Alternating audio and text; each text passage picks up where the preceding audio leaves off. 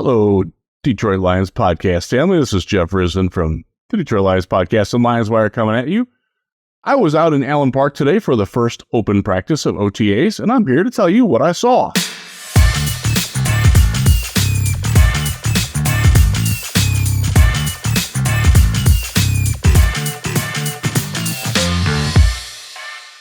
All right.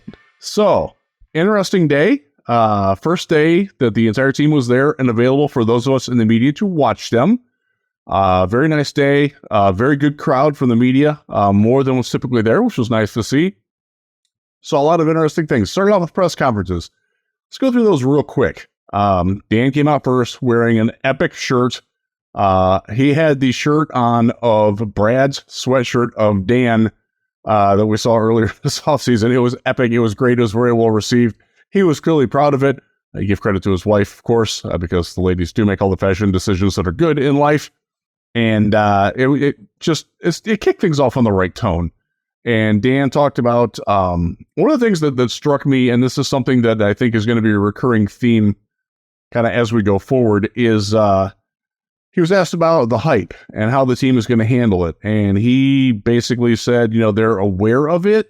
They're cognizant of it, but they don't necessarily buy it because they haven't really won anything yet. And I think that was a very good way of looking at it. And that's something that I think we saw it reinforced even just a little bit in the first days. And look, it's May.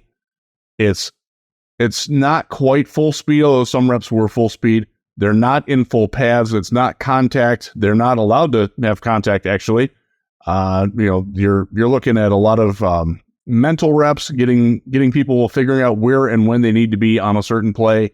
And it's about like mental preparation, which is what Dan talked about, making sure the conditioning is there.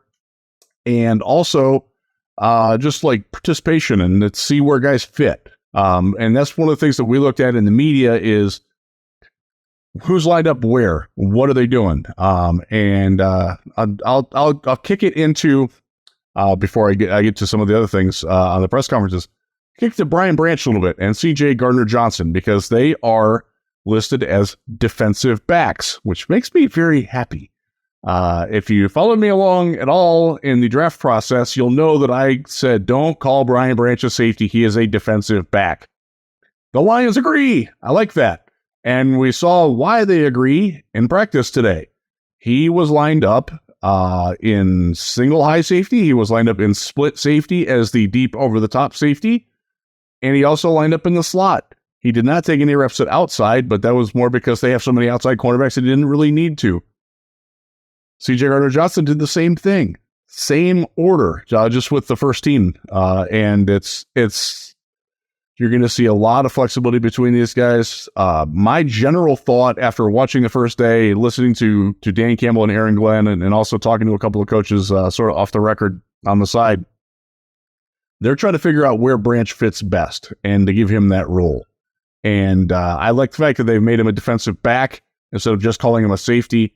It's clear that he and Gardner-Johnson can play together. They can mix and match. They can do things as they want. Will Harris also fits that bill, by the way. He is still listed just as a cornerback. Looked good, too. He certainly showed some open field speed today. Let's go back to Aaron Glenn for a second. AG came out. AG's press conferences, he's one of those guys where you never, he's giving you good answers, but you're never quite sure if he's mad at you or if he's just, answering your questions seriously. And I think he leaned more towards the latter today. And there's a couple of them that are important that we're going to talk about. The first is Levi Onwuzurike, which is something that everybody wants to know about. He said he wouldn't talk about it and was very clear that until that player gets on the field, he's not concerned about that player. So, out at practice, Levi Onwuzurike, number 91, was on the field. Not working with the team, though. Working out with trainers on the side. He did participate in the stretching drills, and this is where I picked up, and a couple of other people that I was standing with picked up on it. He is not close, folks. Look, this is a guy who missed last season because of back injury. They're doing stretching drills. And if you've ever seen stretching drills, you know the one where you start, and I'm not gonna visually demonstrate it because I would probably fall over and hurt myself. But you're walking on your heel and you're stepping forward with one leg in front of the other, and you're flexing and you bend down and you're touching like pretty low. My daughter demonstrated that she can actually touch the ground when she does it. I can touch like halfway down my calf. Levi's doing it, and he couldn't get below his knee. That's concerning because he kind of has long arms too. So there's two ways to look at this, and I do not know the answer. Don't know which it is. Either he's being limited in his range of motion by the training staff, which was, clearly watching him very closely, which means that they're bringing him along slowly and they don't have a lot of confidence in where his progress is at to let him do more than that, which isn't good, but it's understandable. Or he was trying to do it and can't do any more than that, and that's really not good.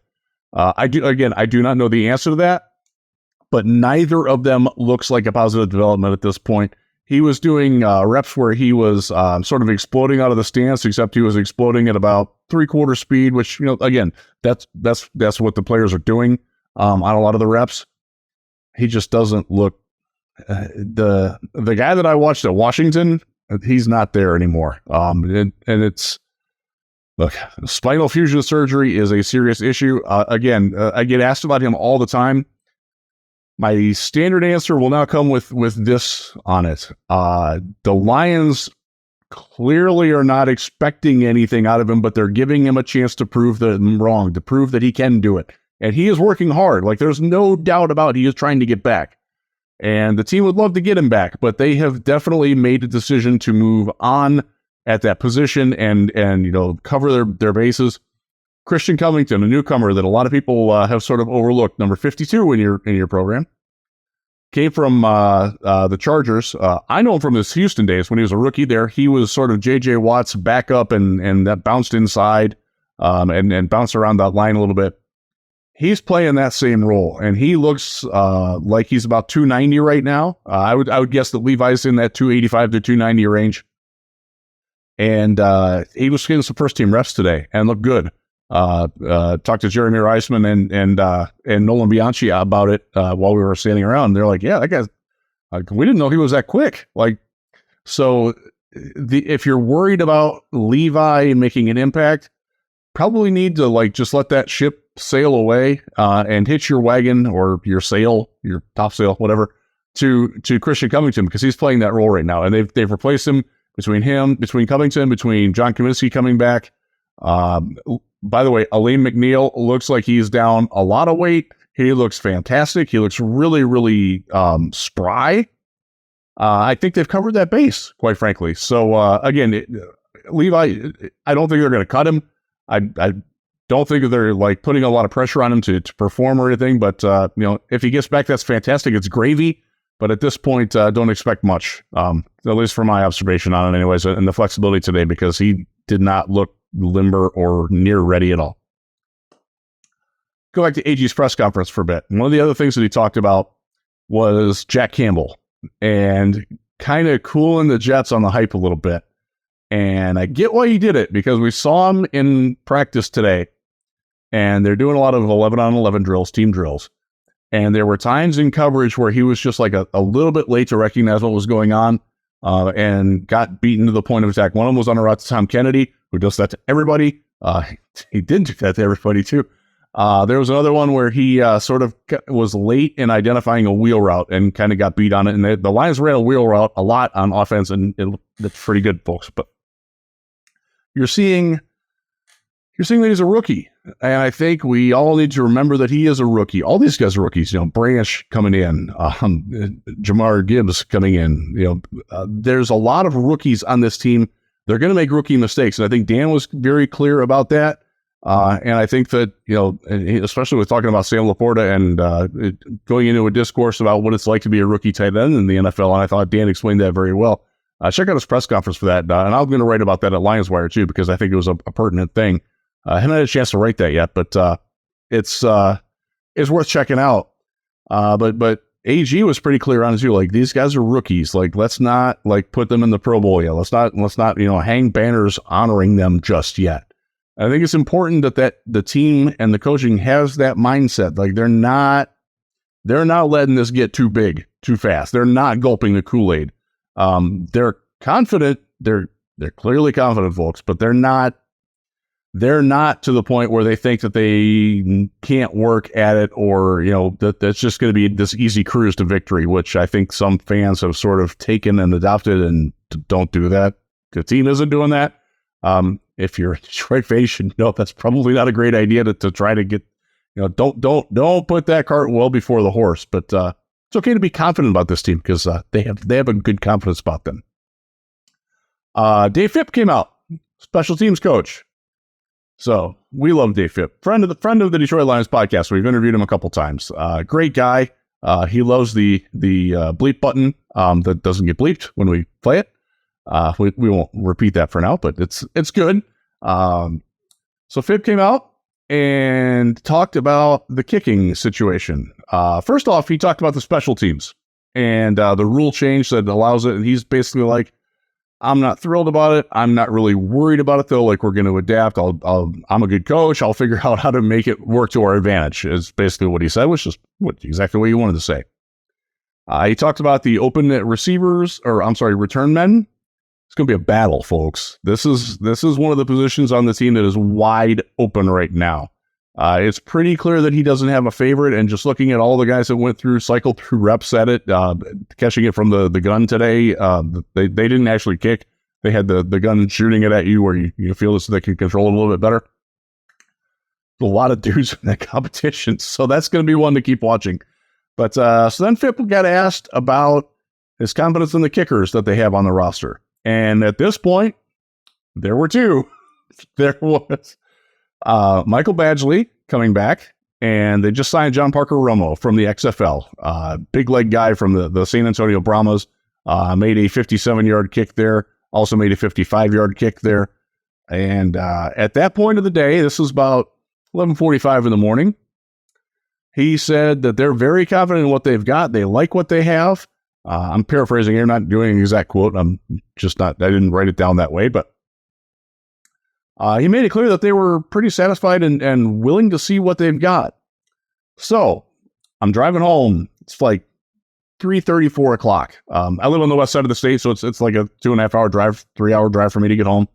So I get just west of Lansing on Interstate 96, and my phone starts blowing up.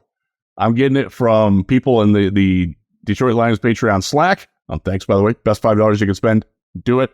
Best, most intelligent Lions chat on the internet.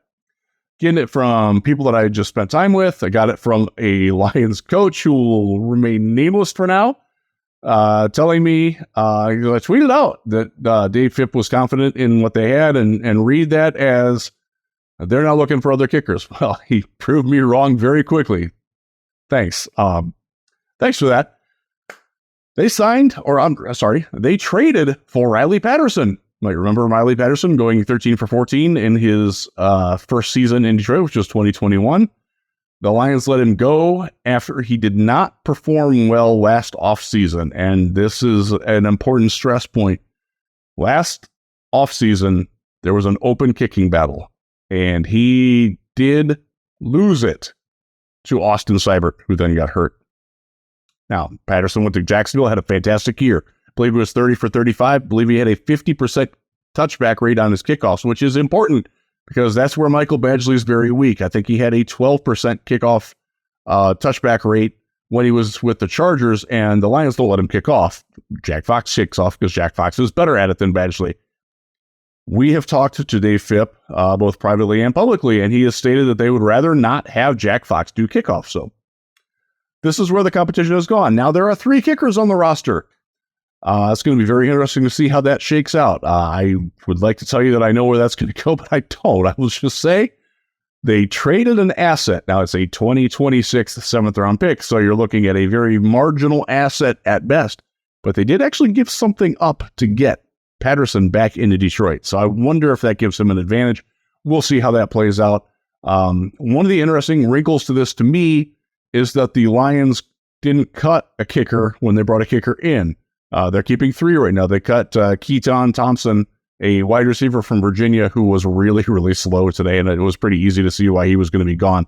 Unfortunately, just wasn't there for him. Not a lot of twitch with him.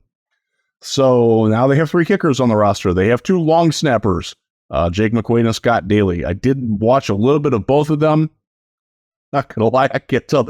Other than McQuaid has a bitchin' beard that looks like Scott Ian from Anthrax.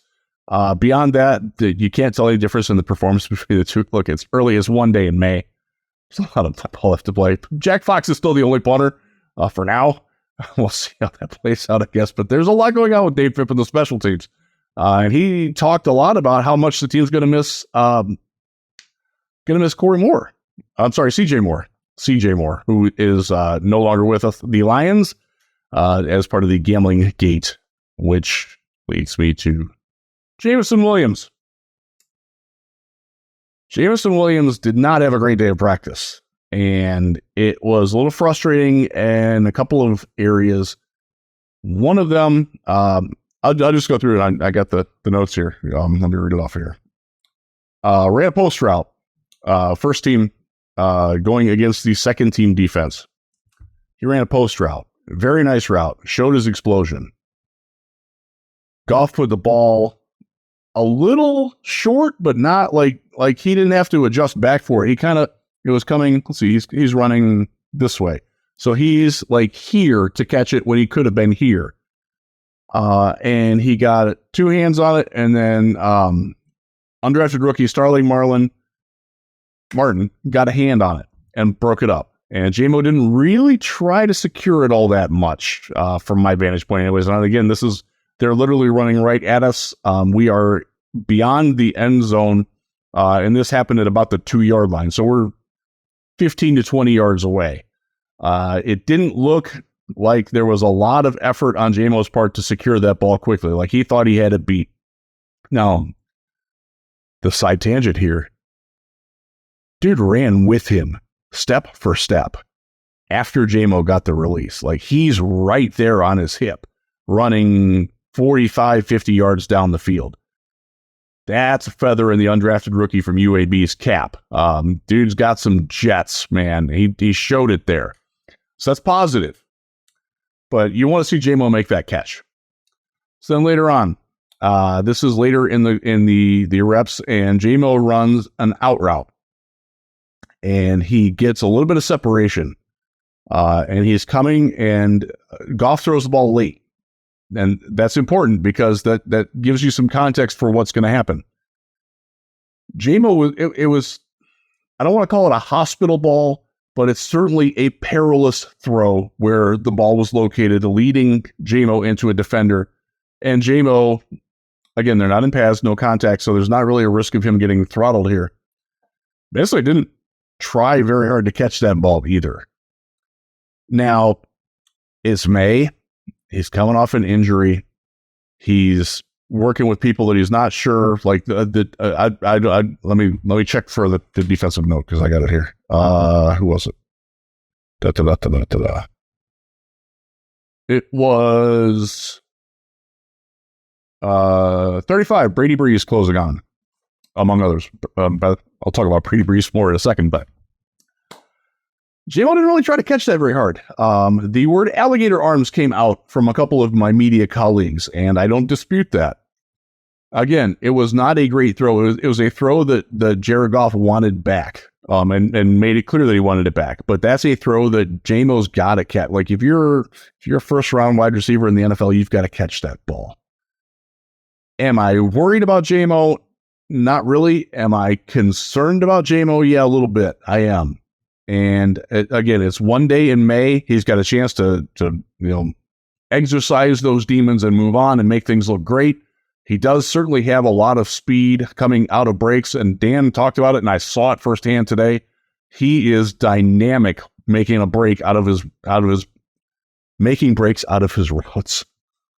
Bear with me, folks. It's been a long day. Been up for a long time. They apparently emptied the trash in Canton, Michigan at 5 a.m. and they slammed the dumpster down really freaking loud, and that made for a awkward start to my day. But anyways, you want to see that kind of effort. That like Amon-Ra St. Brown is trying to catch that ball. Josh Reynolds trying to catch that ball. Marvin Jones, who did actually drop another pass on the other side of the field later, is trying to catch that ball. Tom Kennedy makes a living catching those balls. That's how he's still in the NFL. Again, it's early, but you want to see more after what we saw last year, and with the scepter of the 6-game suspension hanging over his head. Now he did talk to the media. I left before that happened, so I don't have any input on that. Don't know what he said. Don't know how he said it. Don't know how well it was received. But I will get on that. But as far as practice went today, was not the best day for JMO. It also wasn't the best day for Jared Goff. And again, I will stress this. It's no pads, very early in the process. I think it's the third day of OTAs, first day that was open to the media. And he was just inaccurate, just wasn't throwing the ball where it needed to be. Brady Breeze did get an interception later. I had to be reminded that Brady Breeze, he's number 35, by the way, was still on the roster because I honestly didn't remember that. He's still on the roster. He actually played pretty well today. So maybe he will be on the roster more, as Dave Phipp might see fit. Wink, wink, nudge, nudge. I'll say no more. But yeah, Goff didn't have a great day. Let's talk about some of the undrafted rookies because one of them is a quarterback, Adrian Martinez. You might remember him from Nebraska and the decade or so that he spent quarterbacking the Cornhuskers to mediocrity.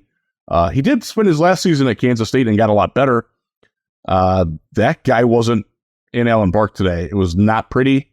It was windy, and his balls that he was throwing into the wind specifically, which was coming at us if you've ever been to Allen Park, they're coming at us where we are at the building with the indoor training facility right behind us, and the wind was coming from that way. I think that's south, east, down. I don't know. My compass is messed up. Anyhow, a lot of ducks, a lot of short throws, and this is a guy. I've seen Adrian. I've seen him in person. He's got a good live arm. It did not show today, and he was relatively inaccurate as well, which was disappointing. Breeze got his interception. Actually, I'm looking at my note off of Sudfeld. Sudfeld looked okay. It was fine.